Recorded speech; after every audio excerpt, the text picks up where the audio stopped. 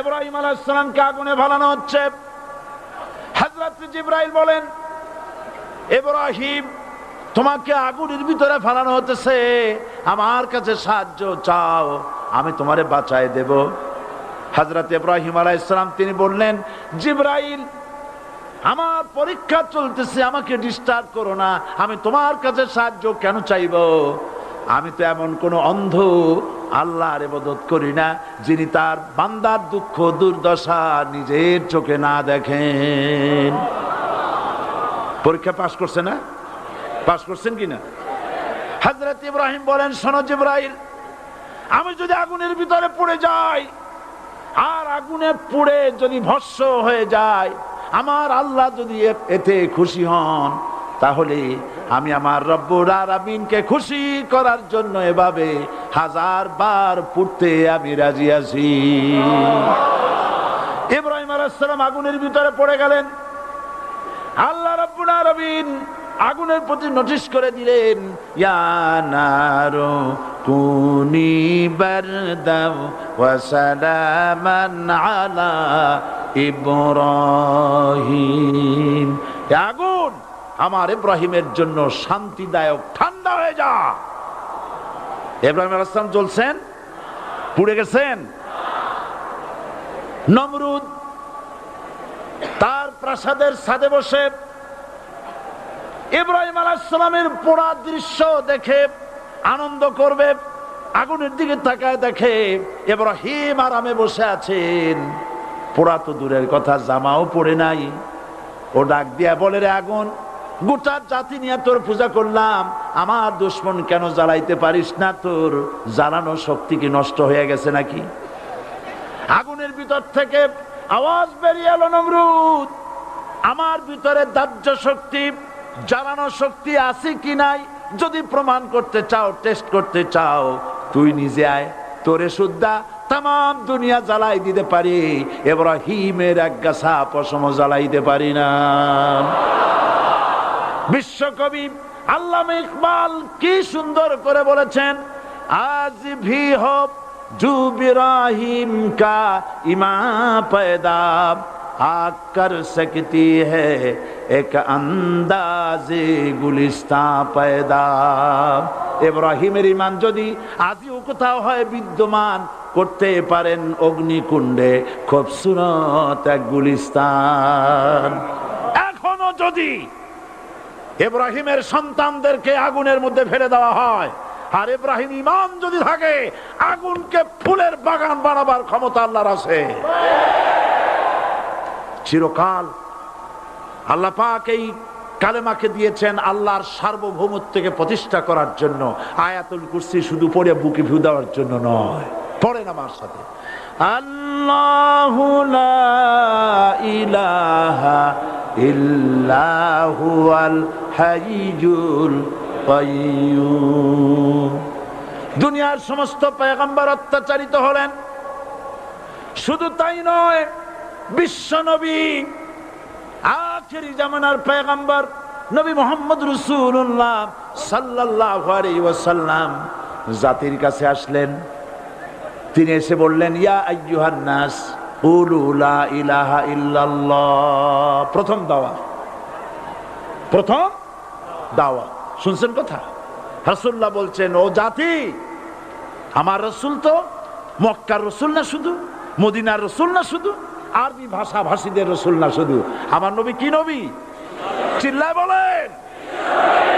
তাই তিনি বলেছেন, ও বিশ্বের মানবতা, বিশ্বের মানব গোষ্ঠী, যদি মুক্তি পেতে চাও, নাজাত পেতে চাও, উচ্চারণ করো, বিশ্বাস করো, আমল করো, বলো লা ইলাহা ইল্লাল্লাহ। জোরে পড়েন, লা ইলাহা ইল্লাল্লাহ, লা ইলাহা ইল্লাল্লাহু মুহাম্মাদুর রাসূলুল্লাহ।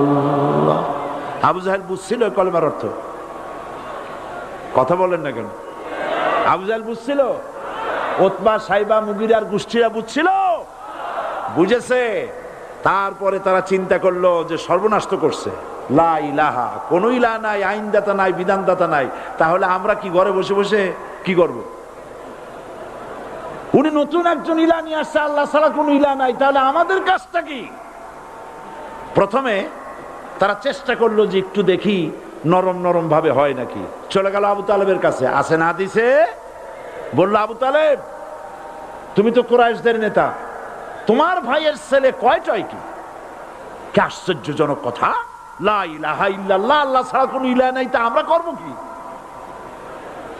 তোমার ভাতিজাকে বুঝাও লা ইলাহা ইল্লাল্লাহর দাওয়াত বন্ধ করে দিক, এর বিনিময়ে টাকা লাগে টাকা দেব, সোনা লাগে সোনা দেব, যত সুন্দরী মেয়ে চায় তাও দেব, নেতৃত্ব চায় তাও দেব, তবু যেন কালেমার দাওয়াত না দেয়। আসিনে কা হাদিসে আছে কিনা?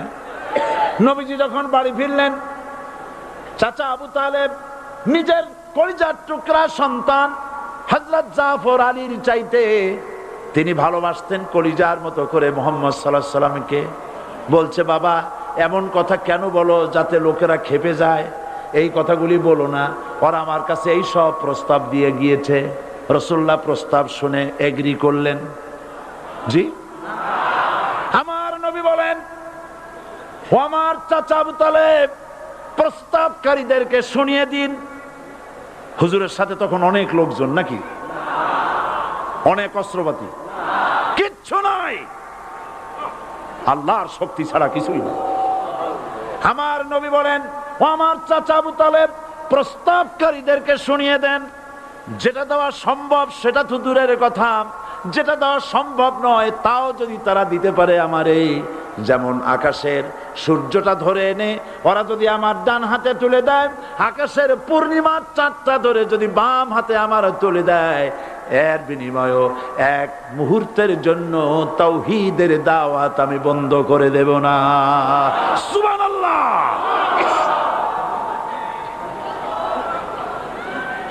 রাসূল করিম সাল্লাল্লাহু আলাইহি ওয়াসাল্লাম তাদের এই প্রস্তাবকে যখন গ্রহণ করলো না, কাফেরেরা বুঝলো, আমি আগেই বলেছি 3 শ্রেণীর লোক বাধা দিয়েছে। কয় শ্রেণী? প্রথম শ্রেণী কি? রাষ্ট্র শক্তি, তাদের হাতে অস্ত্রপাতি তো খুব শক্তি, আর যারা একবার ক্ষমতায় যায় ওরা মনে করে এই ক্ষমতা থেকে আমাদেরকে কেউ নামাইতে পারবে না। বিংশ শতকের শ্রেষ্ঠ মুজাদ্দিদ আল্লামা সৈয়দ আবুদুল্লাহ মওদুদী রাহমাতুল্লাহ আলাইহি তিনি এক জায়গায় লিখেছেন, স্বৈরাচারীরা তার পতনের সমস্ত ছিদ্র বন্ধ করে, কিন্তু একটা ছিদ্র বন্ধ করতে পারে না, মনের ভুলে সে ছিদ্রটা থেকেই যায়, যেই ছিদ্র দিয়ে আসলে তার পতনটা হবে। ক্ষমতায় গিয়ে মনে করে চিরকাল ক্ষমতায় থাকবো। ভারতের প্রধানমন্ত্রী পণ্ডিত জওয়াহরলাল নেহেরু রাঁচি পাগলাগারদে গিয়েছেন, মেন্টাল হসপিটাল। পাগলেরা নেহেরুকে দেখে আশ্চর্য হয়ে গেছে, এত সুন্দর মানুষ, মাথায় কিস্তি টুপি, গায়ে শেরওয়ানি, মুসলমানি ড্রেসই আলাদা, যদিও তিনি হিন্দু ছিলেন, পরেছেন মুসলমানি ড্রেস। শেরওয়ানি কাদের পোশাক? কাদের পোশাক? সাথে ছড়ি নিয়ে হাঁটা, স্টাইল করে, সুন্দর পাজামা, সুন্দর টুপি, সুন্দর সাজসজ্জা করে, মুসলমানদের ড্রেস। এই ড্রেস পরে তিনি গিয়েছেন, সবসময় যে ড্রেস তিনি পরতেন। পাগলেরা জিজ্ঞেস করছে তুমি কে গো? উনি বলছেন আমারে চেনো নাই, আমি ভারতের প্রধানমন্ত্রী পণ্ডিত জওয়াহরলাল নেহেরু। পাগলেরা বলছে ও সেই কথা, আমরাও যখন এই হসপিটালে আসছিলাম এই তোমার মতো লম্বা লম্বা কথা আমরাও বলছি, থাকো আমাদের সাথে কিছুদিন, তোমার মাথাও ঠান্ডা হয়ে যাবে। ক্ষমতায় যারা থাকে, ক্ষমতার মোহে চতুর্দিকে অন্ধকার দেখে, মনে করে আমার পতন আর হবে না, কিন্তু তোমাকে বুঝিবে যে গোকুলে বাড়ি শেষে। গাড়ির চাকা সব সময় উপরে থাকে না, গাড়ির চাকা সব সময় উপরে থাকলে গাড়ি তো চলবেই না, গাড়ির চাকা ঘোরে বলেই তো গাড়ি চলে। সুতরাং এই উপরে তোমার চাকা উপরে এখন আছে বলে, তোমার দলের চাকা উপরে আছে বলে যারা মানুষের উপরে জুলুম করছো, আলেমদেরকে ধরতেছো, মুসল্লিদেরকে ধরে ধরে জেলে ঢুকাচ্ছ, সময় আসবে এমন ইন্দুরের গর্ত বানানো পালাবার জন্য।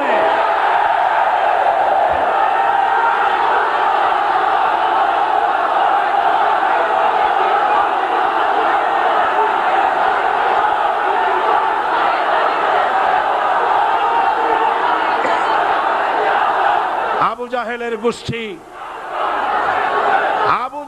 গোষ্ঠী মনে করেছে সোজা আঙ্গুলে ঘি যখন উঠলো না, আঙ্গুল বাঁকা করতে হবে।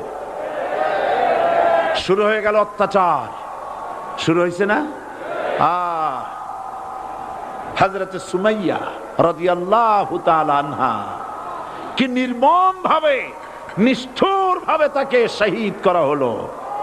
খাব্বাব, হুবাইব, হযরতে খাব্বাব রাদিয়াল্লাহু তাআলা আনহুকে দেখে হযরত ওমর একদিন বলছিলেন, খাব্বাব তোমার পিঠে এত গর্ত কেন? এত গর্তওয়ালা পিঠ আর এত চিকুন কোমর আমি তো জীবনেও দেখিনি। হযরতে খাব্বাব বলেছেন, ওমর জানো না, ইসলাম কবুল করার অপরাধে, কালেমা পড়ার অপরাধে কাফির বেঈমানেরা আমাকে মারধর করেছে। যখন আমি তাদের মারে কালেমা ছাড়ি নাই, তখন আগুন জ্বালায়া আগুনের আংটার উপরে, আংটা আগুনের উপরে আমাকে চিৎ করে শোয়ায়া, আমি যেন নড়াচড়া করতে না পারি সেজন্য আমার বুকের উপরে পাথর চাপা দিয়ে রেখেছে। আগুনে গোশত পুড়ে পুড়ে আগুন ভিতরে ঢুকেছে, গায়ের রক্ত আর চর্বি গলে গলে পড়ে আগুনগুলো নিবেছে। ওই পিঠে যে গর্ত হয়েছে আজও পর্যন্ত সেই গর্ত মিটে যায় নাই।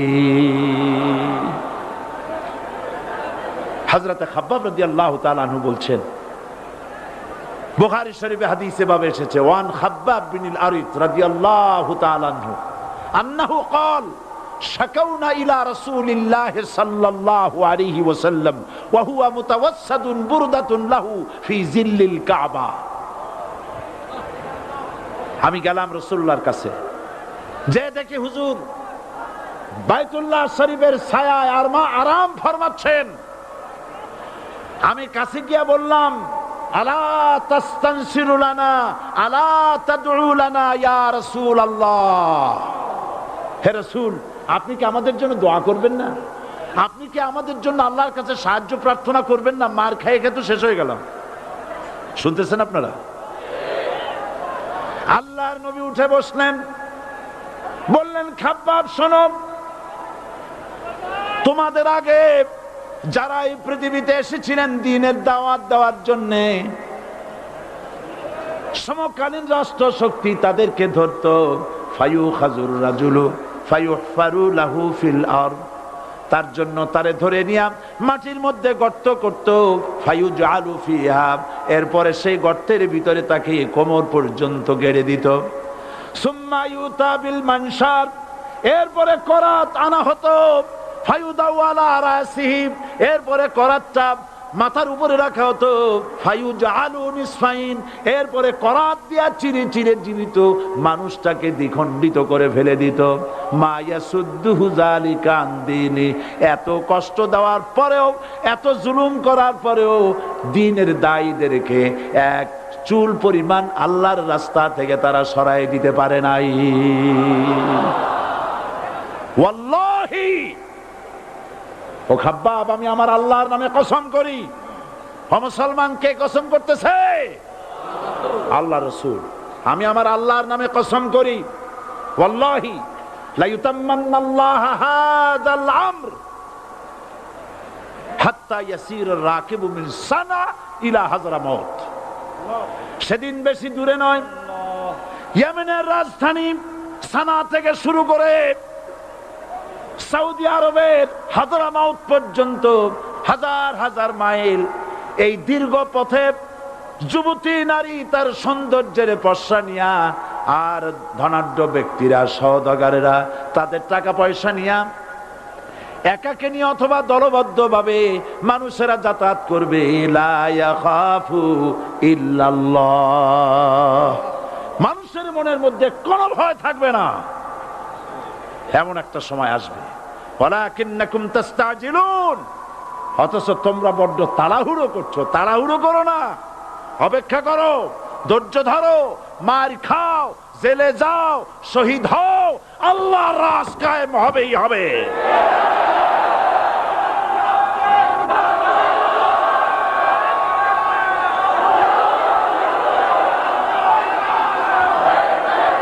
বিল্ডিং থেকে শিক্ষা গ্রহণ করুন। বিল্ডিং, ইমারত, দালান থেকে শিক্ষা গ্রহণ করুন। এই যেটা দালান আছে না পাশে, দেখতে পাচ্ছেন? এই দালান কি দিয়ে তৈরি করা হয়েছে বলেন? ইট।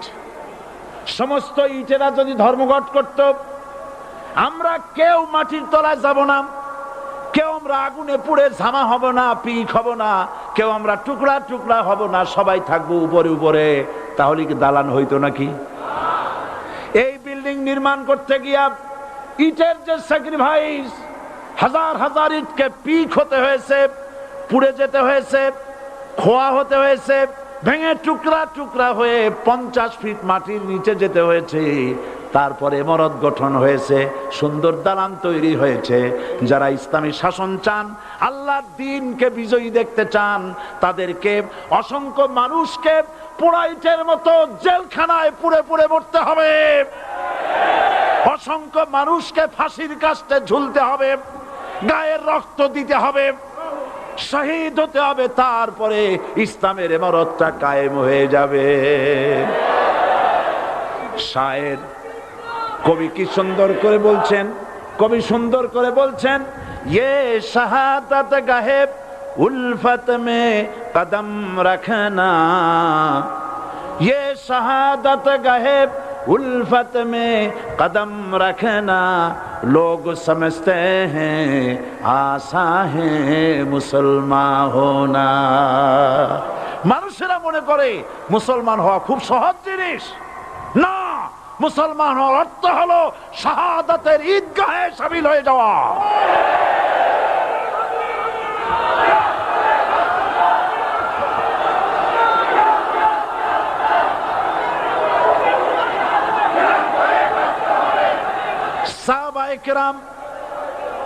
সাহাবায়ে কেরাম মার খেলেন, এবার স্বয়ং আল্লাহর নবীর গায়ে হাত তুলল। আবু জাহেল এসে হুজুরকে মারলেন, গলায় চাদর দিয়া এমন জোরে টান মেরেছে, রাসূলুল্লাহ পড়ে গিয়েছেন।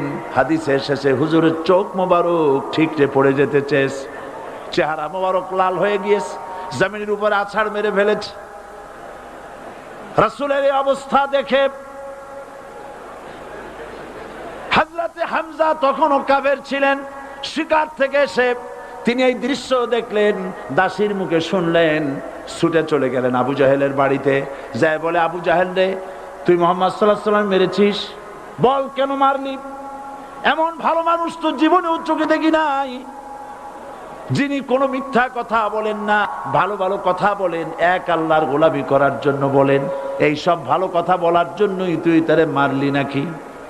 আরে আবু জাহেল, তুই কি মনে করছিস মুহাম্মদ সাল্লাল্লাহু আলাইহি ওয়াসাল্লাম তার পিতা আব্দুল্লাহ মারা গেছে বলে মুহাম্মদ সাল্লাল্লাহু আলাইহি ওয়াসাল্লাম এতিম হয়ে গেছে মনে করেছিস নাকি? জেনে রাখ, মুহাম্মদ সাল্লাল্লাহু আলাইহি ওয়াসাল্লামের পিতা আব্দুল্লাহ মারা গেছে, কিন্তু চাচা হামজা তো মরে যায় নাই। হাতের ধনুক দিয়া এমন জোরে আঘাত মারলেন, আবু জাহেলের মাথা ফেটে রক্ত ফিনকি দিয়ে বেরিয়ে এলো। হযরতে হামজা ঘরে ফিরে এসে রাসূল করিম সাল্লাল্লাহু আলাইহি ওয়াসাল্লামের মস্তক মোবারক কোলে উঠায় নিলেন আর বললেন, বাবা, তোমাকে মেরেছে বলে আমি আবু জাহেলের মাথাটা ফাটায় দিয়ে আসছি, তুমি খুশি হও। হুজুর বলছেন, চাচা, কার মাথা ফাটাইছো এইটা বলে আমারে খুশি করতে পারবা না। হযরতে হামজা বলেন, তুমি কি হলে খুশি হবে? হুজুর বলেন, হামজা চাচা গো, আমি খুশি হব যদি একটিবার চাচা তোমার মুখে শুনতে পাই ঈমানের কালেমা। হযরতে হামজা বলেন, মুহাম্মদ সাল্লাল্লাহু আলাইহি ওয়াসাল্লাম, আমি বুঝতে পেরেছি তুমি কোনো সাধারণ মানুষ নও। সাধারণ মানুষ হলে পরে তুমি প্রতিশোধে বিশ্বাসী হতে, খুশি হতে। প্রতিশোধে বিশ্বাসী হও নাই, তুমি অবশ্যই আল্লাহর নবী, কোনো সন্দেহ আমার নাই। তুমি সাক্ষী থাকো, আমি পড়ে নিলাম, লা ইলাহা ইল্লাল্লাহু মুহাম্মাদুর রাসূলুল্লাহ। জোরে পড়ে, লা ইলাহা ইল্লাল্লাহু মুহাম্মাদুর রাসূলুল্লাহ। ঘাবড়াবার কারণ নাই। এর অর্থ এই নাই যে আপনারা কালেমার দাওয়াত দিবেন আর রাষ্ট্র শক্তি আপনারে পিটাইতেই থাকবে, আপনার কোনদিন আপনার সুদিন ফিরে আসবে না। বিষয়টা কি এমন না। আমার আল্লাহর ওয়াদা শুনুন, ওয়ালা তাহিনু ওয়ালা তাহজানু ওয়া আনতুমুল আলাউনা ইন কুনতুম মুমিনিন। মুমিন যদি হও আমি তোমাদেরকে বিজয় দান করব। সুবহানাল্লাহ বলেন। আজ যদি আমাদের উপরে বিপদ এসে থাকে তাহলে তার একমাত্র কারণ পূর্ণাঙ্গ ঈমানের অভাব আমাদের মধ্যে রয়েছে, ঠিক কিনা? আজ পৃথিবীতে সব থেকে মার খায় কারা? চিল্লায় বলো। আলজেরিয়ায় কারা? বসনিয়ায় কারা? চেচনিয়ায় কারা? প্যালেস্টাইনে কারা? আহা, প্যালেস্টাইনের মুসলমানদেরকে মেরে মেরে শেষ করে দিল। দেখছেন ছবিতে না? দেখেন না? প্যালেস্টাইনের মুসলমানদের যে কে যখন মারা হচ্ছে, বাংলাদেশের প্রধানমন্ত্রী তখন আমেরিকায় ক্লিনটনের সঙ্গে কথা বলতেছেন। তিনি ক্লিনটনের কাছে তার পিতৃ হত্যার জন্য দায়ী সাজাপ্রাপ্ত 3 জন ব্যক্তিকে ফেরত চাচ্ছিলেন। আমার দৃষ্টিতে এটা কোনো অপরাধ নয়। সন্তান তার পিতার প্রতি আকর্ষণ থাকবেই। আমার আপত্তি সেখানে আপনি প্রধানমন্ত্রী শুধু শেখ পরিবারের প্রধানমন্ত্রী নন, শুধু আওয়ামী লীগের প্রধানমন্ত্রী হওয়া উচিত নয় আপনার।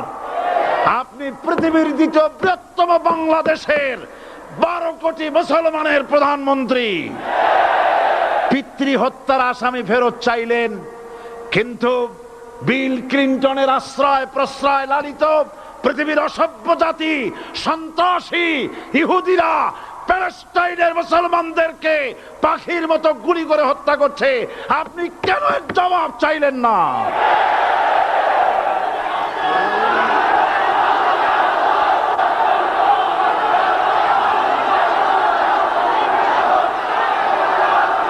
জবাব জবাব আপনি চাইতে পারবেন না, কারণ মুনাফিকদের সাহস হয় না, সাহস হয় মুমিন ব্যক্তি। বিল ক্লিনটনকে বলা দরকার ছিল, এই ইসরায়েলকে তোমরাই বসিয়েছো, মধ্যপ্রাচ্যের বিষ ফোড়ায় পরিণত করেছো তোমরা। তবে হ্যাঁ, যুরিবাত আলাইহিমুজ যিল্লাতু ওয়াল মাসকানা ওয়া বাউ বিগাদাবিন মিনাল্লাহ। আল্লাহর গজব আসবে, ইহুদিরা পৃথিবী থেকে নিশ্চিহ্ন হবেই হবে ইনশাআল্লাহ। দেখেছেন তাকায়া প্যালেস্টাইনে ইসরায়েলিরা হেলিকপ্টার, গানশিপ, কামান, বোমা নিক্ষেপ করছে, আর প্যালেস্টাইনের শিশু কিশোর যুবকেরা ইহুদিদের নিক্ষিপ্ত বোমা আর কামানের মোকাবেলা করতেছে পাথর দিয়ে।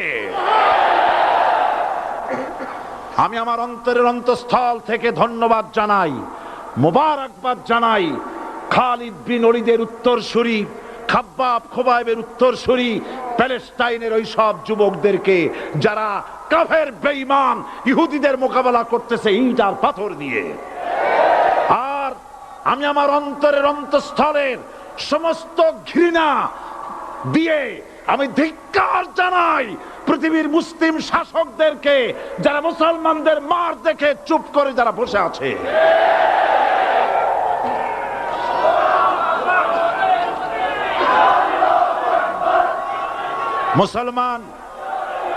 মুসলমান যদি মুসলমানের মতো হয়, 10 জন যথেষ্ট। কয়জন যথেষ্ট? কোথায় আছে কথা? আল্লাহ পাক কোরআন শরীফের মধ্যে বলেছেন, একজন যদি হও ইমানদার মুত্তাকি 10 জনের উপরে বিজয়ী হবে। 10 জন যদি হও 100-এর উপরে বিজয়ী হবে। 100 যদি হও 1000-এর উপরে বিজয়ী করব। জোরে বলেন সুবহানাল্লাহ। কবি বলতেছেন, ফিজায়ে বদরে পয়দা কুন फरिश्ते तेरी नुसरत को उतर सकते गर्दों से কাতার আন্দার কাতার আব্বি, বদরের মুসলমানদের মতো ঈমান আনো, তাহলে আকাশ থেকে কাতারে কাতারে ফেরেশতা নাজিল করে দিয়ে আল্লাহ পাক তোমাদেরকে সাহায্য করবেন। সুবহানাল্লাহ। সে আল্লাহ আছে না নাই? জোরে বলেন আছে না নাই?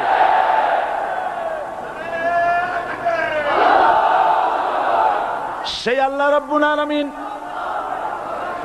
কোরআনে কারীমের ভিতরে আয়াতুল কুরসির মধ্যে বলে দিয়েছেন, আল্লাহু লা ইলাহা ইল্লাহুল হাইয়ুল কাইয়্যুম। প্রাণ খুলে সবাই পড়েন, বসা মানুষ দাঁড়ানো মানুষ। আল্লাহু লা ইলাহা ইল্লাহুল হাইয়ুল কাইয়্যুম। আল্লাহ রাব্বুল আলামিন, তিনি ছাড়া কোনো ইলাহ নাই, তিনি সার্বভৌমত্বের মালিক কেউ নাই আল্লাহ ছাড়া। এই কথা মানুষকে ঘোষণা করতে হবে। বাধা, এই কথা বললেই বাধা দেবে কয় শ্রেণীর লোক? 3 শ্রেণী। প্রথম শ্রেণী হচ্ছে কে? রাষ্ট্রশক্তি। আজও তারা বাধা দিচ্ছে। আল্লাহর আইন দিয়ে দেশ চালাও, তারা তাদের মন মর্জি মোতাবেক আইন দিয়ে দেশ চালাবে। আল্লাহ পাক বলছেন, আলা আলাহুল খালকু ওয়াল আমরু, সৃষ্টি যার, আইন চলবে তার। কারো বাবার আইন চলতে পারে না, নিজেদের তৈরি করা আইন চলবে না। ইনিল হুকমু ইল্লা লিল্লাহ, একমাত্র আইন চলবে কার? এই আইন রাসূল করিম সাল্লাল্লাহু আলাইহি ওয়াসাল্লাম মদিনায় কোরআন দিয়ে প্রতিষ্ঠিত করেছিলেন। আল্লাহর বিধান, আল্লাহর সার্বভৌমত্ব কায়েম করেছিলেন। কোরআন সংবিধান হলো, চুরি বন্ধ হলো, ডাকাতি বন্ধ হলো, জেনা বন্ধ হলো, হত্যা বন্ধ হলো, ধর্ষণ বন্ধ হলো, সব কিছু বন্ধ হয়ে গিয়ে মুসলমানেরা শান্তি লাভ করলো, পৃথিবীর মানুষ শান্তি লাভ করলো। সুবহানাল্লাহ বিহামদিহি। আজ মুসলমানেরা শত্রু চেনে না, বন্ধু চেনে না। বন্ধুকে বানায়েছে শত্রু, শত্রুকে বানায়েছে বন্ধু। কে বন্ধু কে শত্রু চিনাই দিবেন কে? আল্লাহ। বলেন কে দিবেন? আল্লাহ রাব্বুল আলামিন কোরআনে কারীমের মধ্যে পরিষ্কার করে বলেছেন, লাতাজিদান্না শাদ্দান নাসি আদাওয়াতান লিল্লাযীনা আমানুল ইয়াহুদা ওয়াল্লাযীনা আশরাকু। আল্লাহ পাক বলছেন, হে রাসূল, মানুষের ভিতরে 2টা শ্রেণী মুমিনদের জন্য সব থেকে জঘন্য দুশমন। কয়টা শ্রেণী? 2টা। একটা হলো ইহুদ আর একটা হলো মুশরিক। একটা হলো ইহুদি আর একটা হলো মুশরিক। এটা হলো তোমাদের দুশমন। আর আজ আমাদের দেশে, পৃথিবীর বিভিন্ন দেশে মুসলমানেরা মুশরিকদের সঙ্গে সম্প্রীতি বাড়াচ্ছে, মুসলমানদের সাথে শত্রুতা বাড়াচ্ছে। আজ আমার দেশে পূজা পার্বণে বাধা নাই। পূজা পার্বণে বাধা আছে? পূজা পার্বণে বাধা নাই। বাধা কোথায়? কোরআন শরীফের তাফসীর মাহফিলে। কোরআনের তাফসীরের মাহফিলে বাধা দেওয়া হচ্ছে। গান বাজনায় 144 ধারা নাই, কিন্তু কোরআন শরীফের মাহফিলে 144 ধারা দেওয়া হচ্ছে। যারা দিচ্ছে তারা আবার ওমরাও করে, হজও করে। ওরা আমাদের বলে আমরা নাকি ধর্মের নামে রাজনীতি করি। বলে না? আমরা নাকি ধর্মের নামে রাজনীতি করি। আমি বলি, ধর্মের নামে আমরা রাজনীতি করি না, আমরা ধর্মীয় রাজনীতি করি। কথাটা বুঝে আসছে কিনা? ধর্মের নামে রাজনীতি তো সেই ব্যক্তি করে 1996 সনের নির্বাচনের আগে যিনি মাথায় পট্টি বেঁধেছিলেন, যিনি শপথ গ্রহণের সময় হাতে তসবিহ পড়েছিলেন। ধর্মের নামে রাজনীতি তিনি করেছেন। আজ আজ অনেকগুলি ডিগ্রি পেয়েছেন তিনি, অনেকগুলি ডিগ্রি পেয়েছেন। কয়টা? মুখস্থ হয়ে গেছে আপনাদের। শকুনেরা, শকুন যদি গরুর গোশত কিনে খাওয়া লাগতো, 80 টাকা কেজি দরে শকুনে এত গোশত কিনে খাইতে পারতো না। লেখাপড়া করে যদি ডিগ্রি নেওয়া লাগতো, এত ডিগ্রি কপালে জুটতো না।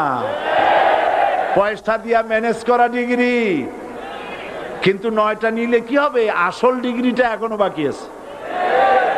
আসল ডিগ্রি কোনটা? নির্বাচনের আগে পট্টি বেঁধে তসবিহ নিয়ে গোটা জাতিকে যে সফলভাবে প্রতারণা করতে আপনি পেরেছিলেন মহা প্রতারক হিসেবে, সেই ডিগ্রি আগামী নির্বাচনের মোক্ষম সময় জনগণ আপনার গলায় পরায় দেবে।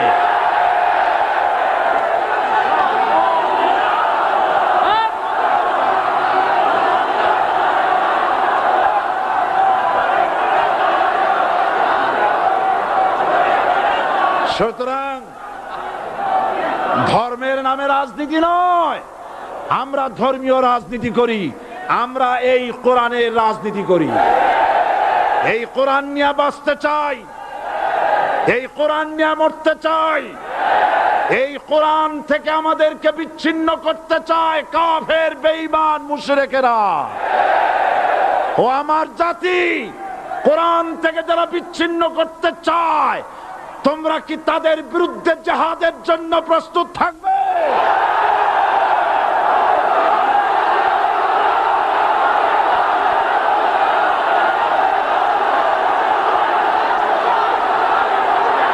বসেন, বসেন, বসেন, বসেন, বসেন। আমি বুঝতে পেরেছি বিষয়টা কি। আসরের পরের থেকে বসা তো, সুযোগ পাইয়া খাড়া হইয়া কোমর সোজা করলেন। বসেন, সবাই বসেন, কোমর সোজা হয়ে গেছে, বসেন। এত বড় মাহফিল, জীবনে আর একটা পাবো নিশ্চয়তা আছে কি? জোরে বলেন, আছে? আজ আমাকে কথা বলতেই হবে ইনশাআল্লাহ, কারণ আগামীতে আবার আপনাদের সাথে দেখা হবে কিনা আমি জানি না। কথা বলতেই হবে। বসেন, কেউ দাঁড়িয়ে থাকবেন না। আমি দেখতে পাচ্ছি বাংলাদেশের ভাগ্য আকাশে উত্তর গগনে কালো মেঘ জমা হয়েছে, ঝড়ের পূর্বাভাস লক্ষ্য করছি। যদি মোকাবেলা করতে না পারেন সক্ষম ভাবে, এমন অন্ধকার গাঢ় কালো অমাবস্যার রাত আসতে পারে যার সুবে সাদেক হওয়া অসম্ভব। সুতরাং আপনারা কি কাপুরুষের মতো কাফের মুশরিকদের গোলামি করে মরতে চান? বিড়ালের মতো 500 বছর বেঁচে থাকার কোনো লাভ নাই। সিংহের মতো 1 ঘন্টা বাঁচতে চাই। আমাদেরকে বলা হয় সাম্প্রদায়িক উস্কানিমূলক কথা নাকি আমি বলি। পত্রপত্রিকা দিছে না তারা? সাম্প্রদায়িক উস্কানি কথা, সাম্প্রদায়িক উস্কানিমূলক কথা বলি। সেই জন্যই বোধহয় শত শত মুসলিম আমাদের কাছে এসে মুসলমান হয়। মানুষে আর বোকা বানানো যাবে না। যাবে কি? আর বোকা বানানো যাবে? তারপর বলছে কি? এরপরে বলছে, আমাকে বলছে রাজাকার। শুনে রাখো, চট্টগ্রামের লক্ষ লক্ষ জনতা, পার্লামেন্টে যখন আমাকে এই কথা বলা হয়েছিল, আমার পার্লামেন্টের কলিগ জাফরুল্লাহ চৌধুরী সাহেব বসে আছেন এখানে। হ্যাঁ, জাফরুল ইসলাম চৌধুরী বসে আছেন পাশে। প্রধানমন্ত্রী সুদ্ধা, অন্তত 3 শতাধিক পার্লামেন্টের সম্মানিত সদস্যরা সেদিন বসা। 1997 সনের বাজেট বক্তৃতা যখন আমি করতেছিলাম, ডক্টর কুদরতে খোদা, নাম রাখছে কুদরতে খোদা, আসলে গজবে খোদা। এই লোকটি নাস্তিক, ইসলামের চূড়ান্ত দুশমন। তার প্রণীত শিক্ষা ব্যবস্থার যখন সমালোচনা করছিলাম, ট্রেজারি বেঞ্চ থেকে আমাকে বলা হলো রাজাকার। আমি আমার সমস্ত শক্তি একত্রিত করে বলেছিলাম, শুধুমাত্র হিন্দুস্তানের রাজাকারেরাই আমাকে রাজাকার বলতে পারে। আমি বলেছিলাম 1973 সন পর্যন্ত আমি বাংলাদেশের কোন রাজনৈতিক দলের নেতা এবং কর্মী ছিলাম না। আমি রাজাকার নই। আমাকে রাজাকার বলে যদি তাকে প্রমাণ করতে না পারে 10 কোটি টাকার মানহানি মামলা দায়ের করব। আমার এই বক্তব্য সারা দুনিয়া শুনেছে। পার্লামেন্টে আমার এই বক্তব্য রেকর্ড হয়ে আছে। সেদিন 3 শতাধিক পার্লামেন্ট মেম্বারের কেউ আমার চ্যালেঞ্জ গ্রহণ করেন নাই। যে কোনো ব্যক্তি পার্লামেন্টে গিয়ে আমার বক্তৃতা দেখে আসতে পারেন। এরপরে 1997 সনের 7 অক্টোবর দৈনিক জনকণ্ঠ পত্রিকা যখন আমার বিরুদ্ধে লিখলো, সেই পত্রিকায় সাঈদীর ওপেন চ্যালেঞ্জ 8ম পাতা 1997 7 অক্টোবর, এত বড় 2 কলমে হেডিং। সেখানে আমি বলেছি, বাংলাদেশের সকল সাংবাদিক, গোয়েন্দা বিভাগ, বাংলাদেশের সকল বুদ্ধিজীবীকে আমি আমার পিরোজপুরে আমন্ত্রণ করছি। আমার উপস্থিতিতে যদি কেউ প্রমাণ করতে পারে বাংলাদেশের স্বাধীনতা যুদ্ধের বিরুদ্ধে আমার কোনো ভূমিকা ছিল, সজ্ঞানে স্বেচ্ছায় জাতীয় সংসদের সদস্য পদ থেকে পদত্যাগ করব। 3 বছর পার হয়ে গেছে, আজ পর্যন্ত কেউ এই চ্যালেঞ্জের মোকাবেলা করে নাই। সুতরাং আমাকে যারা রাজাকার বলবে তারা পিতৃ পরিচয়হীন অবৈধ সন্তান। 1971 সনের, শোনো মুসলমানেরা, 1971 সনের কোন কাদা সাঈদীর গায়ে লাগে নাই। আমাকে রাজাকার বলে জনগণ থেকে বিচ্ছিন্ন করবা, জনগণ থেকে আমারে বিচ্ছিন্ন করা যাবে না। কারণ এই জনগণ আমার জন্য আসে না, এই জনগণ আসে আল্লাহর কোরআনের জন্য।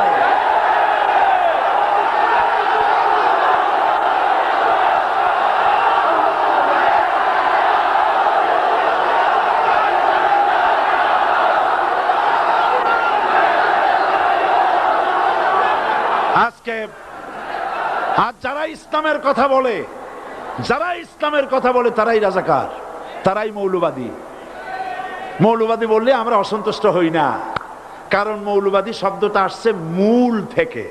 মৌল শব্দ এসেছে মূল থেকে। মূলবাদী তার মানে যারা মূলে আছে। মূল হলো কোরআন, মূল হলো হাদিস, মূল হলেন আল্লাহ, মূল হলেন আল্লাহ রসুল। আমরা আছি মূলে। এখন বলেন তো, মূলের শক্তি বেশি না আগার শক্তি বেশি? আমাদের যারা মৌলবাদী বলে ওরা হলো আগাবাদী। মূলে আছে কত কোটি? 12 কোটি। মূলে আছে কত কোটি? আর আমাদের যারা মৌলবাদী বলে ওই থাকো গাছের আগায়, আমরা মূলে।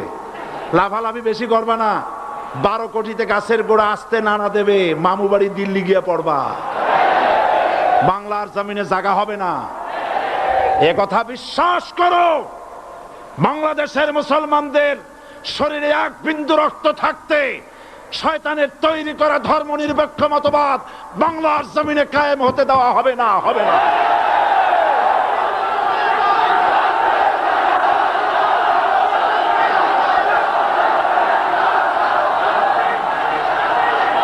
রাসূল করিম সাল্লাল্লাহু আলাইহি ওয়াসাল্লাম কোরআন প্রতিষ্ঠার জন্য আন্দোলন করেছিলেন। আয়াতুল কুরসি আমাদের সে কথাই শিখেছে। আল্লাহ রাব্বুল আলামিন বলেন, আল্লাহু লা ইলাহা ইল্লা হুয়াল হাইয়ুল কাইয়ুম। প্রাণ খুলে পড়েন, আল্লাহু লা ইলাহা ইল্লা হুয়াল হাইয়ুল কাইয়ুম। আল্লাহ হচ্ছেন তিনি, যিনি ছাড়া কোনো ইলাহ নাই, আইনদাতা নাই, বিধানদাতা নাই। আমরা মানুষের তৈরি করা আইন মানি না। 12 কোটি মুসলমানের দেশে আইন তৈরি করবে মানুষ, আমরা মানব না। পার্লামেন্টে তৈরি হতে হবে কোরআন দিয়ে, পার্লামেন্টে আইন তৈরি হতে হবে কোরআন দিয়ে। সুতরাং ভয় যতই পান আর যতই ষড়যন্ত্র করেন, 4 দল যখন একত্রিত হয়েছে, ঐক্যবদ্ধ থাকবে, সরকার ঐক্যবদ্ধভাবে গঠন হবে, নির্বাচন ঐক্যবদ্ধভাবে হবে এবং কোরআন হবে আল কোরআনের পার্লামেন্ট হবে বাংলাদেশে।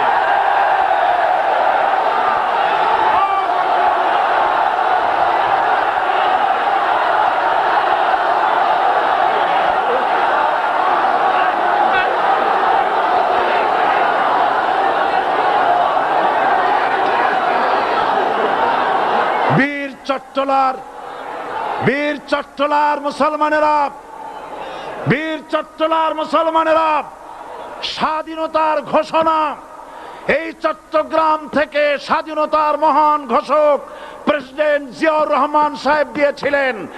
এই চট্টগ্রাম থেকেই ইসলামী রাষ্ট্রের ঘোষণা হবে।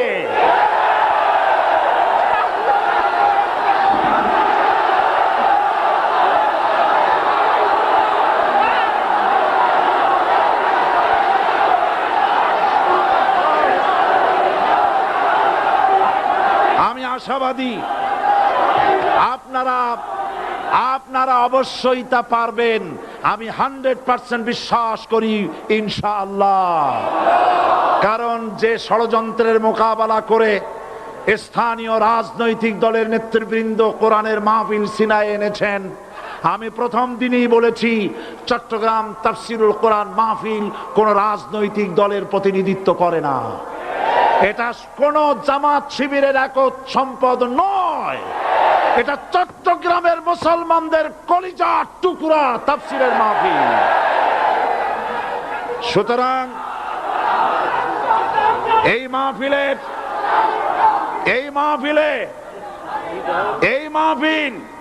চট্টগ্রামে থাকবে ইনশাআল্লাহ কিয়ামত পর্যন্ত।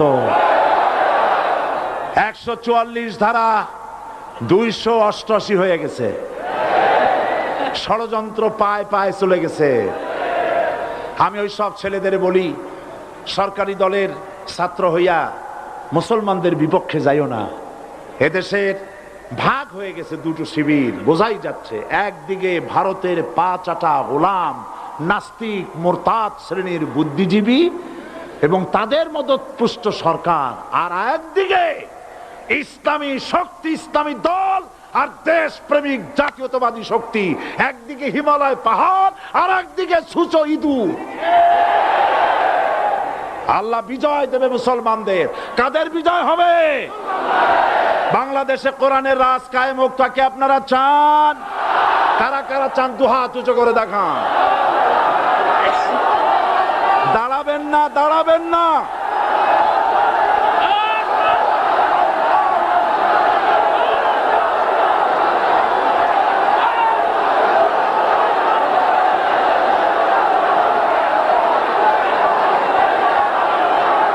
বসুন,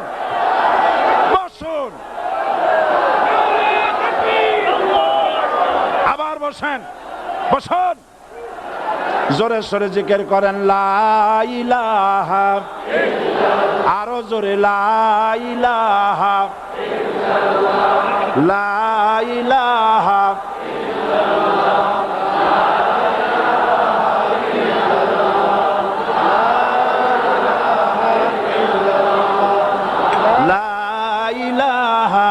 ইল্লাল্লাহ, লা ইলাহা ইল্লাল্লাহ, লা ইলাহা ইল্লাল্লাহ মুহাম্মাদুর রাসূলুল্লাহ। যারা যেখানে দাঁড়িয়েছেন বসুন। 3 শ্রেণীর লোকেরা আল্লাহর কালেমায় বাধা দিয়েছে। কয় শ্রেণী? একটা হলো রাষ্ট্রশক্তি, 2 নম্বরে মনে আছে ধনাঢ্য পুঁজিপতির গোষ্ঠী, ওরাও বাধা দিয়েছে। কারণ ইসলামকে বলা হয় পুঁজিবাদের আশ্রয়স্থল। নাউজুবিল্লাহ।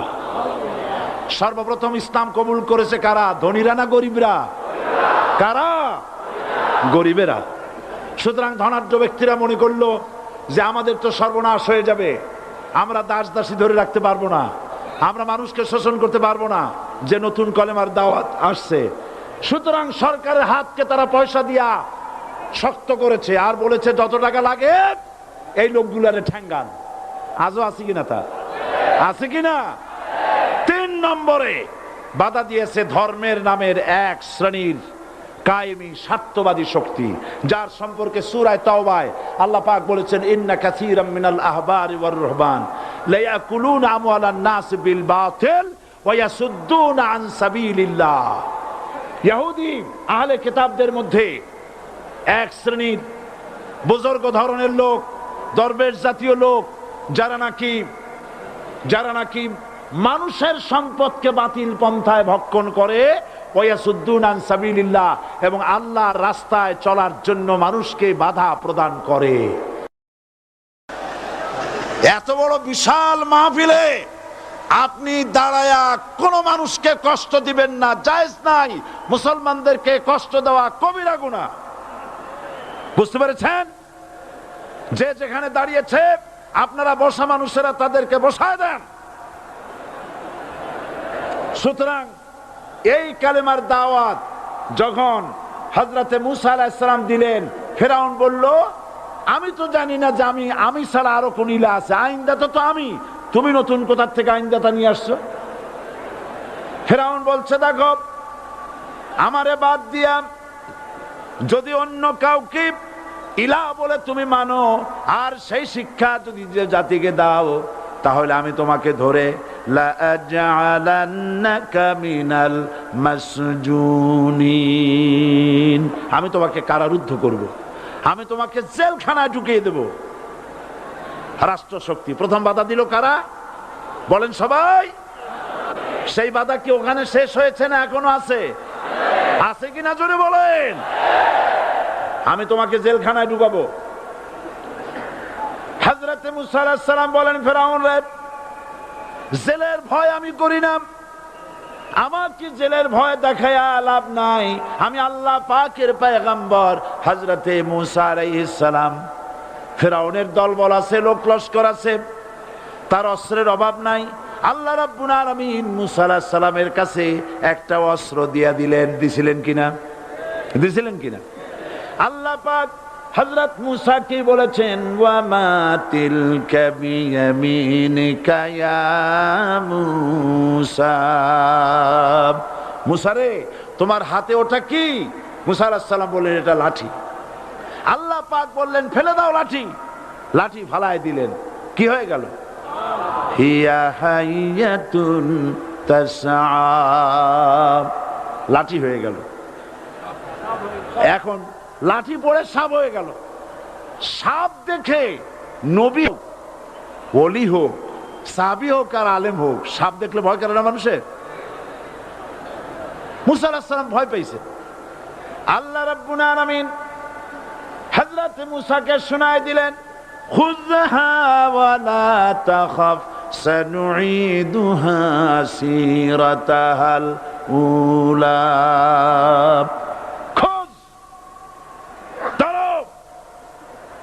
লা তাখাফ, ভয় পেও না। আল্লাহ বলছেন ধরো, ভয় পেও না।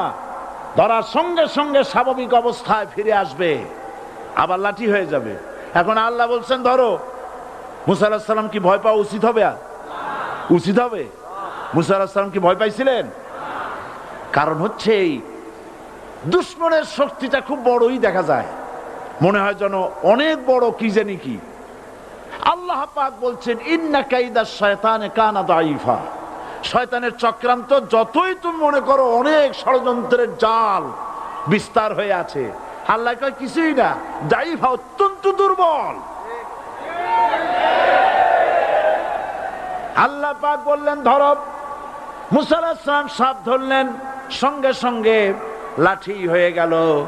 ফেরাউন বরদাস্ত করলো না, রাষ্ট্রশক্তির পক্ষ থেকে আক্রমণ শুরু হলো। অপরাধ কি? মুসা আলাইহিস সালামের অপরাধ কি? কি অপরাধ? মাশাআল্লাহ, বুঝতে পেরেছেন। অপরাধ হচ্ছে তিনি বলেছেন লা ইলাহা, জোরে বলেন লা ইলাহা ইল্লাল্লাহ। এই কালেমাকে আজ আমরা ভিক্ষার বুলি বানাইছি। এটা হলো সার্বভৌমত্বের বুলি, এটা হচ্ছে আল্লাহ পাকের সার্বভৌমত্বের কথা। আজ আমরা মানুষের কাছে আমরা শুনি, মানুষেরা ভিক্ষা চায়, লা ইলাহা ইল্লাল্লাহ, এক মুঠ চাউল দেন, লা ইলাহা ইল্লাল্লাহ 10 খান পাই দেন। এই হচ্ছে কালেমার জিকির। আবার কেউ কেউ জিকির করতেছে লা ইলাহা আস্তে, ইল্লাল্লাহ জোরে। এমন জোরে কলব সাফ করে, কলব তাতে থাকলেও পারে গেলেও পারে। এই কালেমার জার এর আঘাত পয়গম্বররা মেরেছেন। হযরতে মুসা আলাইহিস সালাম যখন বলেছেন লা ইলাহা ইল্লাল্লাহ, এই ধাক্কা ফেরাউন বরদাশত করতে পারে নাই। দরিয়ায় নীলের ভিতরে আল্লাহ পাক ডুবাইয়ে শেষ করে দিয়েছেন, দেন নাই? হযরতে মুসা আলাইহিস সালাম তার উম্মতেরা দরিয়ার পাশে বসে দ্বীনি কথাবার্তা বলতেছেন। এমন সময় ফেরাউন, তার শত্রু হচ্ছে মুসা আলাইহিস সালাম। শত্রু কেন? মুসা কি ফেরাউনের পাকা ধানে মই দিয়েছে নাকি? বলেন আপনারা। তার হালের গরু পিটায় মারছে নাকি? অপরাধ হলো তিনি আল্লাহর জমিনে আল্লাহর আইন প্রতিষ্ঠার কথা বলেছেন। এই শুধুমাত্র এই অপরাধে ফেরাউন তার দলবল নিয়ে 3 দিক থেকে আক্রমণ করেছে। মুসা আলাইহিস সালামের উম্মতেরা ভয় পেয়ে গেছেন। তারা বলছেন ইন্না লামুদরাকুন, আমরা পাকড়াও হয়ে গেছি। 3 দিকে সাড়াশি আক্রমণ, 3 দিকে শত্রু, একদিকে দরিয়া, পালাবার রাস্তা আছে? হযরত মুসা আলাইহিস সালাম ভয় পেয়ে গেলেন, সারেন্ডার করলেন না। হযরত মুসা আলাইহিস সালাম বললেন কাল্লা, কখনো নয়, ভয় পাওয়ার কোনো কারণ নাই। রব্বি সায়াহদিন, অবশ্যই আমার রব আমার জন্য রাস্তা করে দিবেন। ভয় পাইও না, আমার রব রাস্তা করে দিবেন। আল্লাহ রাব্বুল আলামিন হযরত মুসা আলাইহিস সালামকে অর্ডার করলেন, হাতের লাঠি দিয়া দরিয়ার উপরে আঘাত করো। হযরতে মুসা আলাইহিস সালাম দরিয়ার উপর আঘাত করলেন। রাস্তা ছিল দরকার একটার, এক বাড়িতে আল্লাহর হুকুমে লাঠি দিয়ে একটি আঘাত করার সঙ্গে সঙ্গে হযরত মুসার তার সঙ্গী সাথী দরিয়া পার হওয়ার জন্য দরিয়ার মধ্য দিয়ে আল্লাহ 12টা রাস্তা পয়দা করে দিলেন। সে আল্লাহ আছে না নাই? এত আসতে বলেন কেন? ভয় পাওয়ার কারণ আছে? রাষ্ট্র শক্তি বাধা দিয়েছে সমস্ত নবীদেরকে। কেন? নবীদের চরিত্র খারাপ? জোরে বলেন, নবীদের চরিত্র খারাপ? নবীদের চাইতে মাসুম, বেগুনাহ, উন্নত চরিত্রের মানুষ আল্লাহর আকাশের নিচের জমিনের উপরে আর হয় নাই।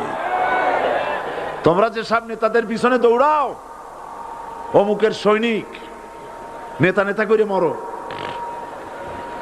এইসব নেতা যাদের পিছনে দৌড়াও, এই নেতাগুলি, আমি জিজ্ঞেস করি আপনাদেরকে, এই নেতাগুলি জীবনে একবারও জেনা করে নাই।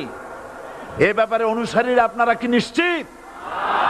মিথ্যা কথা জীবনেও কয় নাই, প্রতারণা করে নাই, ঠাট্টা করে নাই, বিদ্রুপ করে নাই, মদ খায় নাই, মানুষ হত্যা করে নাই।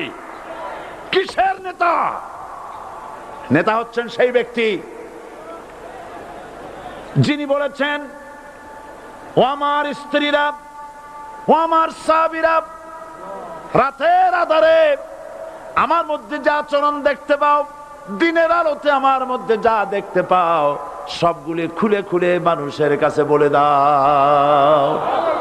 তার নাম বিশ্বনবী মুহাম্মদ রাসূলুল্লাহ সাল্লাল্লাহু আলাইহি ওয়াসাল্লাম।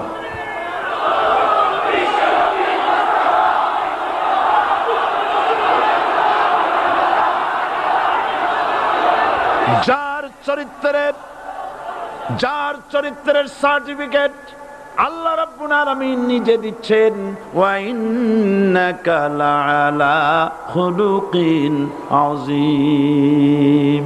নবী হে, উন্নত চরিত্রের উপরে আপনি প্রতিষ্ঠিত। সুবহানাল্লাহ।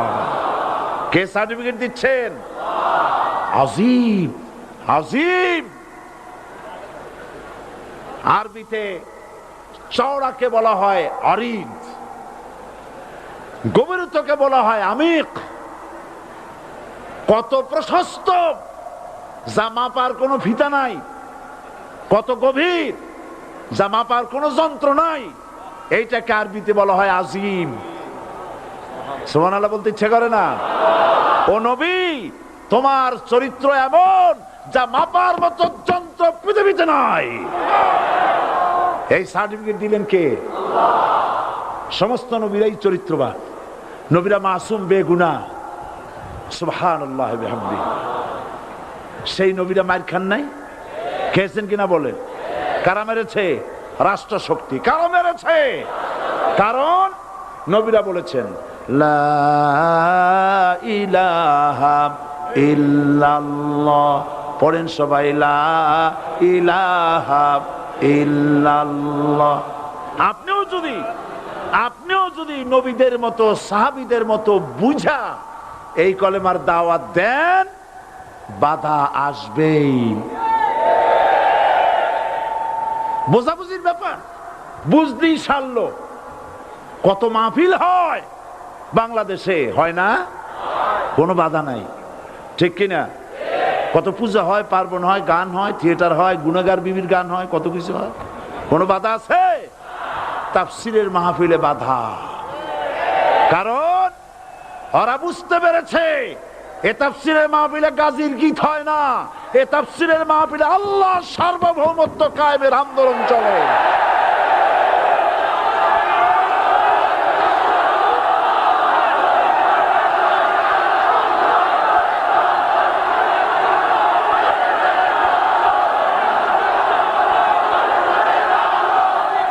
এবার দেখুন, এবার কলেমা বোঝেন, কালেমা বুঝুন। বঙ্গভবনের সামনে দাঁড়াইয়া, গণভবনের সামনে দাঁড়িয়ে আপনি যদি কালেমার জিকির করতে থাকেন, লা ইলাহা ইল্লাল্লাহ, লা ইলাহা ইল্লাল্লাহ, লা ইলাহা ইল্লাল্লাহ, লা ইলাহা ইল্লাল্লাহ, 2-1 ঘন্টা, 2-4 ঘন্টা, দেখবেন অফিসাররা এসে বলবে, না জানি কোন খাজা বাবা আসছে, আসেন আসেন, নিয়ে খাইতে দেবে, হাদিয়া দেবে। যেহেতু যিনি পড়তেছেন উনি বোঝেন না কি বলতেছেন, আর যারা দাওয়াত দিয়ে নিয়ে গেল ওরা টের পাই নাই যে কি শুনে দাওয়াত দিতেছে।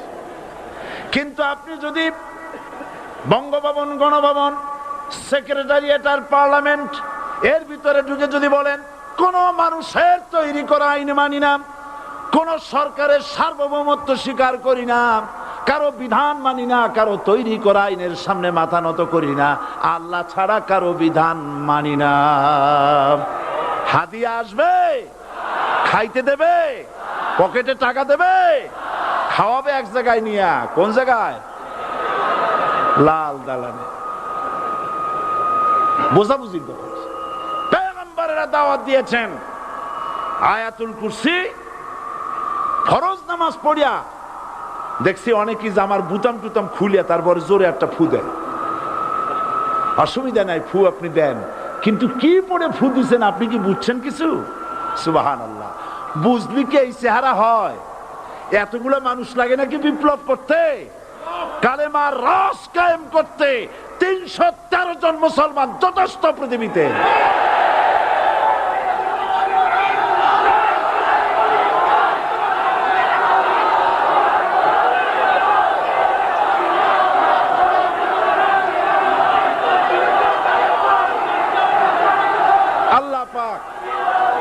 কোরআনে কারীমের মধ্যে আল্লাহ পাক বলেছেন, এমন একজন নবী পাঠাই নাই, ইয়া হাসরাতান আলাল ইবাদ, বান্দার উপরে আফসোস।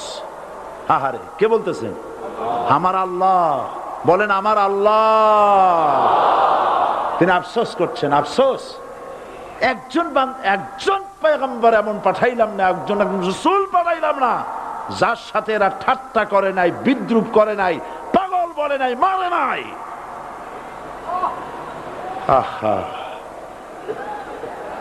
অপরাধ কি? আল্লাহর সার্বভৌমত্ব প্রতিষ্ঠার অপরাধ। হযরত ইব্রাহিম আলাইহিস সালাম তিনি যখন এই কালেমার দাওয়াত দিয়েছেন নমরুদের বিরুদ্ধে, নমরুদ বলেছে, মান আশাদ্দু মিন্না কুওয়া, আমার চাইতে শক্তিশালী আর কে আছে? আনা রব্বুকুমুল আলা, আমি তোমাদের বড় প্রভু। নাউজুবিল্লাহ। কই থেকে একটা তুমি বলছো লা ইলাহা ইল্লাল্লাহ, আমি তো ইলাহ। হযরত ইব্রাহিম আলাইহিস সালামকে কালেমার দাওয়াত পেশ করার অপরাধে অগ্নিকুণ্ডের ভিতরে ফালাবার ব্যবস্থা হয়ে গেছে। আল্লাহ পাক সব ঘটনা কোরআনে বলে দিয়েছেন কিনা বলেন? কেন বললেন এই সমস্ত কথা? এই জন্য বলেছেন ফেরাউন মরে যাবে, নমরুদ মরে যাবে, কিন্তু তাদের প্রেতাত্মারা যুগে যুগে তারা বেঁচে থাকবে। আগুনের ভিতরে ফালাবার ব্যবস্থা হয়েছে। আল্লাহ পাক বলে দিয়েছেন আমার রাস্তায় যদি চেষ্টা করো, জিহাদ করো, আমার সাহায্য তোমরা পাবে। ওয়া কানা হাক্কান আলাইনা নাসরুল মুমিনিন, মুমিনদেরকে সাহায্য করা। বিশ্বনবীর ক্লান্ত শরীর, ঘুম চলে এসেছে। এমন সময় একটা কাফের চলে আসলো, এসে আল্লাহ রাসূলের ওই তলোয়ারটা পেড়েছে। তলোয়ারটা ফেলে তলোয়ার থেকে খাপ খুলে বিশ্বনবীকে হত্যা করতে যাবে। জোরে পড়েন নাউজুবিল্লাহ।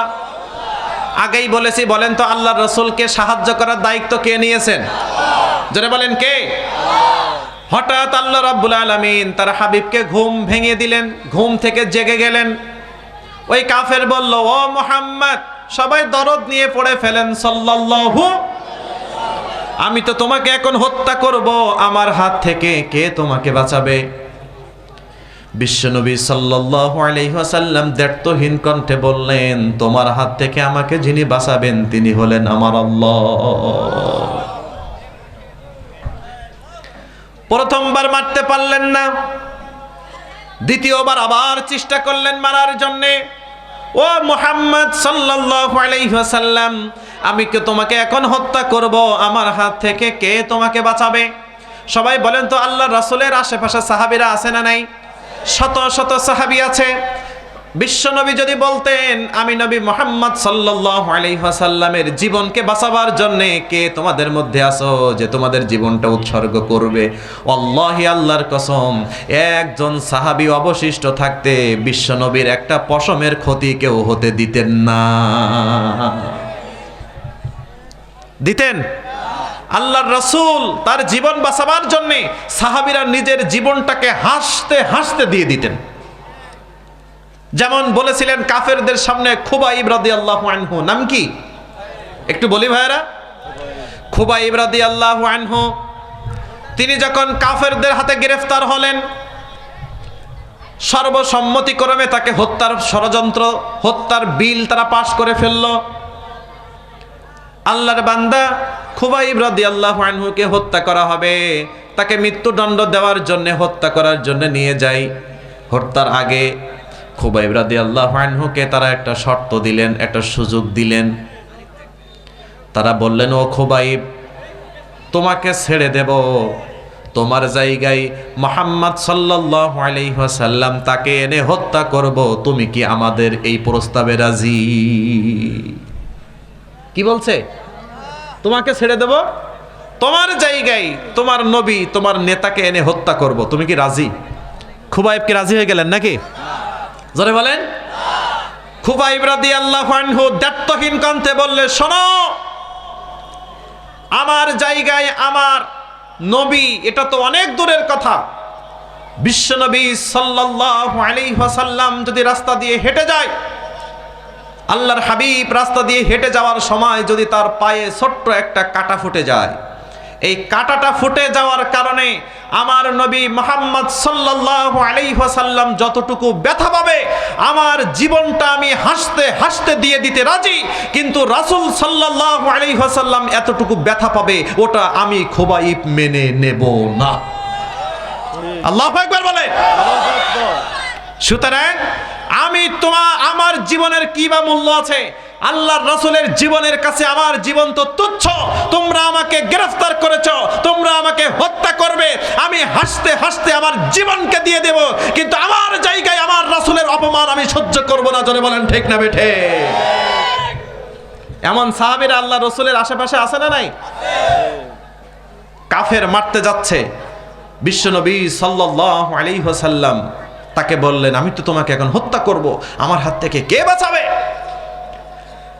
আল্লাহর রাসূল কোন সাহাবীর কাছে সহযোগিতা চাইলেন না, কাউকে বললেন না তোমরা আমাকে একটু বাঁচাও, তোমরা এই কাফের বেঈমানের বিরুদ্ধে লড়াই করো, কি বললেন না?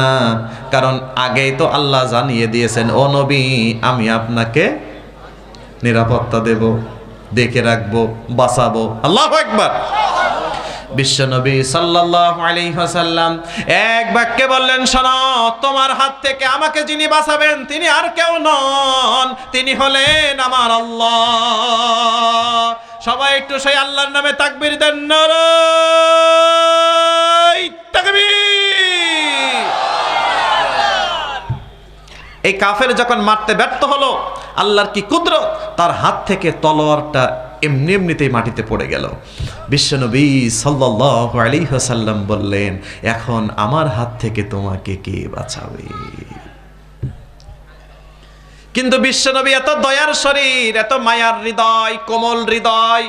আল্লাহ বলেন, ও নবী আপনার হৃদয়টা তো নরম, কোমল, আপনি তো বিনয়ী মানুষ, আপনি তো সফট মানুষ। যদি আপনি শক্ত হতেন তাহলে মানুষগুলো দলে দলে এসে আপনার কাছে কালেমা পড়তো না। ফাবিমা রাহমাতিম মিনাল্লাহি লিনতা লাহুম ওয়ালাউ কুনতা ফাজ্জান গালিজাল কলবি লানফাদ্দু মিন হাওলিক। জোরে পড়েন সুবহানাল্লাহ। বিশ্বনবী তাকে ক্ষমা করে দিলেন। যাও, ক্ষমা করে দেওয়ার পরে ফিডব্যাক আছে না নাই? আমি যে অপরাধ করেছি, আমার অপরাধের শাস্তি তো মৃত্যুদণ্ড, সেখান থেকে ক্ষমা পেয়ে গেছি। তো এমন ব্যক্তিত্ব আর এমন ধর্ম তো আর থাকতেই পারে না। আশহাদু আল্লা ইলাহা ইল্লাল্লাহু ওয়া আশহাদু আন্না মুহাম্মাদান আবদুহু ওয়া রাসূলুহু। আল্লাহু আকবার বলেন। আরেকজন ব্যক্তি ছিল, আল্লাহ রাব্বুল আলামিনের হাবিব তাকে ক্ষমা করে দেওয়ার পরেই কালেমা পড়েছেন। সুবহানাল্লাহ পড়েন। তার নাম হলো সুমামা ইবনে উসল। নাম কি? জোরে বলেন, নাম কি? সুমামা। বিশ্বনবী সাল্লাল্লাহু আলাইহি ওয়াসাল্লাম ৬ষ্ঠ হিজরির পরে বিভিন্ন রাষ্ট্রনায়কদের কাছে চিঠি লিখে লিখে দ্বীনের দাওয়াত দিতেন। এই সুমামার কাছে যখন এই চিঠি যেয়ে পড়লো, সুমামা যখন দেখলেন যে এই চিঠির লেখক, এই চিঠিটা এসেছেন মুহাম্মদ রাসূলুল্লাহ, সবাই পড়েন সাল্লাল্লাহু, তারা তো আর রাসূলুল্লাহ বলে না, সাল্লাল্লাহু আলাইহি সাল্লাম পড়ে না, তারা বলেন এই চিঠি তো মুহাম্মাদের কাছ থেকে এসেছে।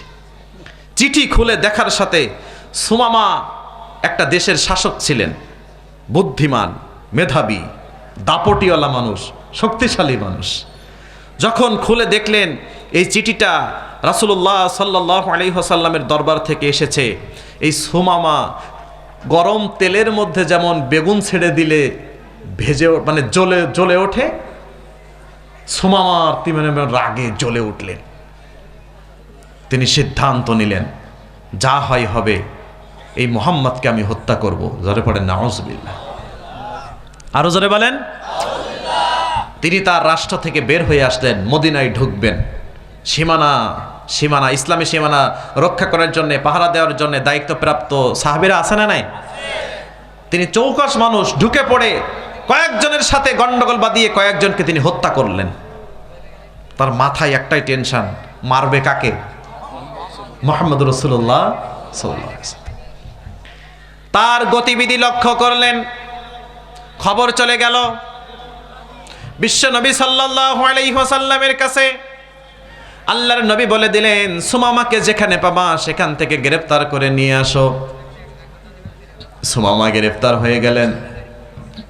বিশ্বনবী সাল্লাল্লাহু আলাইহি ওয়াসাল্লামের কাছে তাকে নিয়ে যাওয়া হলো। সুমামাকে মসজিদে নববীর সাথে খুঁটির সাথে বেঁধে রাখলেন। সুমামা বুঝতে পেরেছে, আমি যে অপরাধ করেছি, আমার এই অপরাধের ক্ষমার যোগ্য অপরাধ আমি করি নাই। বিশ্বনবী সাল্লাল্লাহু আলাইহি ওয়াসাল্লাম সুমামার কাছে গেলেন, খোঁজ খবর নিলেন, ও সুমামা কি অবস্থা, কি ব্যাপার? মুহাম্মদুর রাসূলুল্লাহ সাল্লাল্লাহু আলাইহি ওয়াসাল্লামকে সুমামা বললেন, আপনি যদি আমাকে মুক্ত করে দেন আমি এই দেব, আপনি আমাকে কৃতজ্ঞ পাবেন, অকৃতজ্ঞ পাবেন না। কারণ আমি তো একটা রাষ্ট্রের প্রধান, বিশাল বড় মুক্তিপণ দেব, বিশাল বড় হাদিয়া দেব, বিশাল বড় ক্ষতিপূরণ দেব। বিশ্বনবী রাজি হলেন না। তিনি চলে গেলেন, যে আম্মাজানদের বাসায় খোঁজ খবর নিলেন কোনো খাবার দাবার আছে কিনা, কোথাও খাবার দাবার নাই। বিশ্বনবী মুহাম্মদুর রাসূলুল্লাহ সাল্লাল্লাহু আলাইহি ওয়াসাল্লাম ওই সুমামাকে নিজে হাতে দুধ এনে তাকে খেতে দিলেন। জোরে পড়েন সুবহানাল্লাহ। সুমামা মনে করলেন আমাকে যেহেতু দুধ খেতে দেওয়া হয়েছে, আমাকে মনে হয় আর বাঁচিয়ে রাখা হবে না। এখন তো মেহমানদারির তালিকায় বিশাল দামি দামি খাবার আছে, কিন্তু ওই সময় দুধটা ছিল মেহমানদারিতে বিশাল বড় একটা বড় আপ্যায়নের জিনিস। সুমামা মনে করলেন যে আমাকে আর বাঁচিয়ে রাখা হবে না, যেহেতু আমাকে এত কদর করতেছে। প্রথম দিন চলে গেল, দ্বিতীয় দিন আবার বিশ্বনবী সাল্লাল্লাহু আলাইহি ওয়াসাল্লাম সুমামার কাছে এসে বললেন, ও সুমামা কি খবর, খোঁজ খবর নিচ্ছেন? তখন আল্লাহ রাসূল চাচ্ছেন ও যেন তার ভুল বুঝতে পেরে কালিমাটা গ্রহণ করে নেয়, কারণ একটা দেশের শাসক একেবারে যেন তেন মানুষ নয়। দ্বিতীয় দিন একই কথা, আল্লাহর রাসূলকে, ইয়া রাসূলুল্লাহ আপনি যদি আমাকে মুক্তি দেন আপনি আমাকে কৃতজ্ঞ পাবেন, অকৃতজ্ঞ পাবেন না। রাসূল রাজি হলেন না। তৃতীয় দিন আবার সুমামার কাছে এসে জিজ্ঞাসা করলেন, খোঁজ খবর নিলেন। আল্লাহ রাসূল বললেন, ও সুমামা আর কত? সুমামার একই কথা, আপনি যদি আমাকে মুক্তি দেন অবশ্যই আমাকে কৃতজ্ঞ পাবেন। আল্লাহ নবী মুহাম্মদ সাল্লাল্লাহু আলাইহি ওয়াসাল্লাম একটা পর্যায়ে সাহাবীদেরকে বললেন, দাও সুমামার বাঁধন খুলে দাও, সুমামাকে ছেড়ে দাও। সবাই তো অবাক।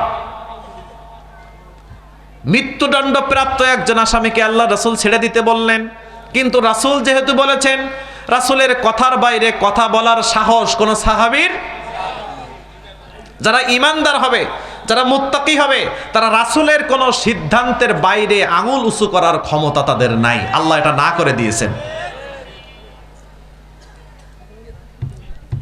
আল্লাহ রাব্বুল আলামিন বলেন, আমার নবী মুহাম্মদ সাল্লাল্লাহু আলাইহি ওয়াসাল্লাম তোমাদের জন্য যে সিদ্ধান্ত দিবে সেই সিদ্ধান্ত মেনে নেওয়াই হলো ঈমানদারদের কাজ। জোরে বলেন ঠিক না ঠিক?